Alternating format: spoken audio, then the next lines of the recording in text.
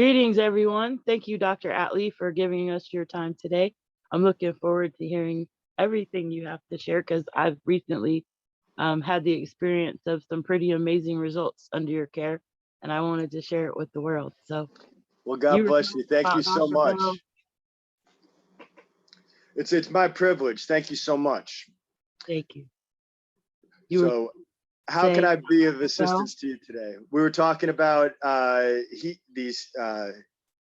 currently, I have not yet seen one of these in the marketplace, but we know the technology exists for certain. And it's just a matter of time until someone's able to get the financing and the development of and implement these multiple different frequency healing methodologies into a single unit. Call it a med bed, call it a med chair, or possibly even a mattress that you could lay across your bed, similar to a beamer, but with obviously using multiple different frequencies to create an optimal healing environment for the human body. So I'm looking forward to seeing that. Me too. The new, I forget what it starts with EE. They're scalar wave units, and I believe I haven't had the pleasure of going there yet to see it in person, but they set up scalar waves all around the room, and it's a treatment facility, and it has a list of all the things. It seems like the red light therapy and the other PEMF and all that in one. I don't know. Sure, and of course, any one of those frequency devices can stimulate resonant healing frequencies in the body. But when you start coupling them, and this is what we experienced clinically, is when you combine multiple of these therapies, you're enhancing the ability for the body to literally recharge. And I make the analogy that we are an alkaline battery, or a series of alkaline batteries in a Tesla model, and that we can only take so much of a recharge at one time. Our cells can only utilize that.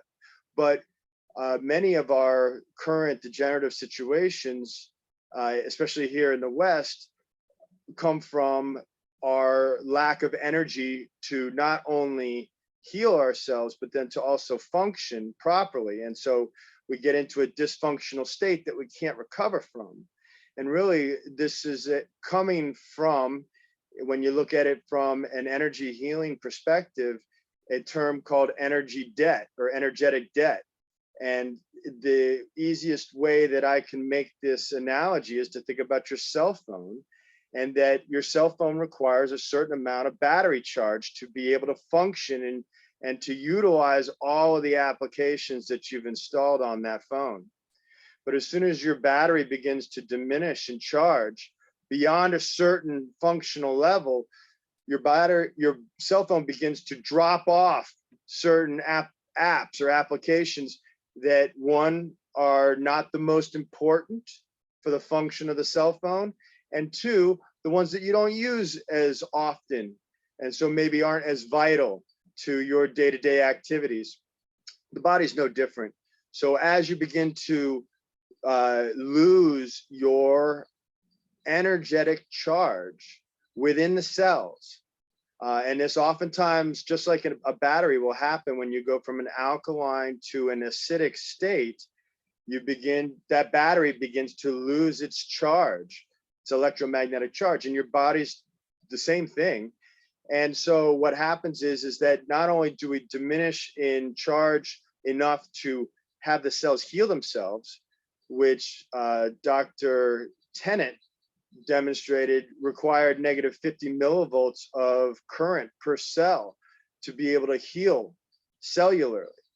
But then as that energy debt drains below negative 25 millivolts, Dr. Tennant has proven that at below negative 25 millivolts per cell, the cell can no longer function the way it's designed to. So it takes twice as much cellular charge to heal than it does to function, which is why we may get a period of time where we are non-symptomatic, and yet cellularly or organically dysfunctional, and our health is diminishing without symptoms, because there's that battery charge differential between the charge necessary to heal and the charge necessary to function cellularly.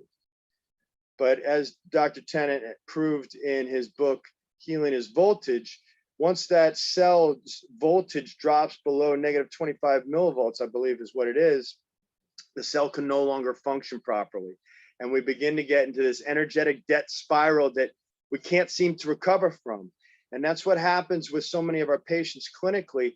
Oftentimes they can point to an event in their life that was traumatic in nature, but that they can point to that and say, you know what, it was at that point in time that my health took this downward turn, and I just have not been able to overcome since. And so oftentimes what happens is these people were in an energetic debt level where they weren't really able to heal, but they were still functionable. And then after that car accident, after that traumatic divorce, or that business turn, or even the death of a loved one, that oftentimes is the catastrophic event that drops that person's body into an energetic debt level that they can no longer recover from, and then the symptoms begin to express themselves. We see this a lot in autoimmune disease, but in degenerative diseases as well.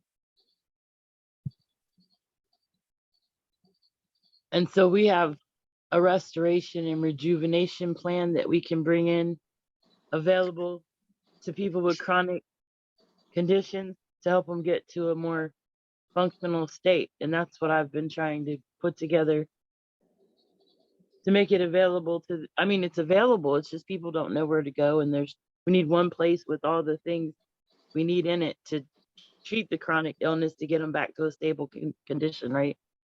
Sure. And of course, especially in the United States, you run up against federal regulations on the fact that only pharmaceuticals cure diseases. You can't make claims about treating diseases. And so I want to make it clear that we don't treat disease. We're actually restoring energy to the body. The body will heal itself if it's put into the correct conditions. And all we're doing is trying to put the body into the condition that it can heal. But we don't treat disease, and I'm not really interested in diagnosing disease. And so at the end of the day, the solution to the problem is plug your cell phone in and recharge your battery. And as you do that, the functional ability of that cell phone, or in this analogy, your body's ability to begin to heal and repair itself, will be enhanced the more and more that the battery is recharged. And so you have experienced and also have in your possession very powerful tools that in each in their own applications really are different methodologies of recharging your body's cellular batteries. And it's important because many of these disease processes come from mitochondrial dysfunction. The mitochondria are the powerhouse or the engine of the cell, where energy is created and transformed. And so enhancing the energy cellularly of the body allows mitochondria literally the electromagnetic charge that it needs to start up those cellular powerhouses again, start cellular function. And all of a sudden, just like a bilge pump, the first action that a cell will usually do when it regains battery charge is it starts to pump out toxins. Just like getting the water out of a sinking ship, you've got to get that equilibrium state of positive and negative ionic charges in and outside of the cell. And so the first action is for that cell to start pumping toxins and acids out of the cell and to restore that natural cellular balance. And the body will always want to express balance, homeostasis, and life and vitality if it is able to express it.